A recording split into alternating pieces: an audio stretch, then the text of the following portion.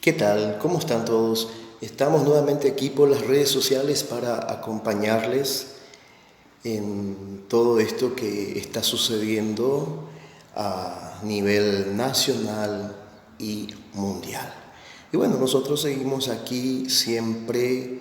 El lema de todo esto es quédate en casa y hacer todas las normas de protocolo que tenemos que hacer, todos los lavados de manos, las desinfecciones y acatar lo que nuestras autoridades sanitarias nos dicen para que esto termine rápido, para que esto mejore o pase, vamos a decir, la parte más pesada lo más rápido posible.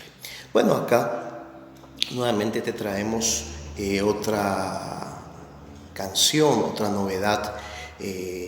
Esta canción de Mauricio Cardoso Ocampo, Xococue Quera Ibote.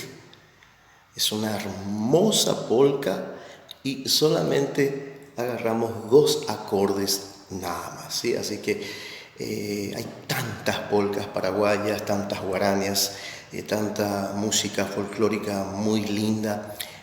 Hoy día de repente vemos que es como que se escucha poco lo nuestro y se escucha más lo de afuera.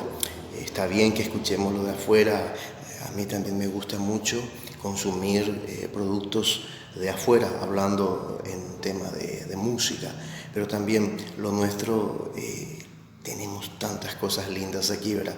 Entonces, esta polca solamente vamos a usar 2 acordes. El acorde de Do mayor y el acorde de Sol mayor. ¿Se dan cuenta? ¿Se dan cuenta qué fácil que es? Con 2 acordes, con 3 acordes, nosotros ya podemos hacer cualquier tipo de canción en este hermoso instrumento que nos acompaña siempre y que es el ukelele. Es un instrumento fácil de aprenderlo y que se puede conseguir en muchos lugares para comprarlo y ir a aprenderlo con un profesor o una profesora, ¿sí? Entonces, esta canción dice así con el ritmo de polka, ¿sí? O hasapamaro o tiri arapona o yero que cuaraje o curaje pabra enviapo huellas que ya yande roga o ubu y cuabu habla ya jajape ya yuhu ya añanere tame la porimbo yo ya y antengo tore pape ya y coñón dive pa anive ñañora y no anive ya y cobai tore peñamba apota imbarete ñan de Paraguay.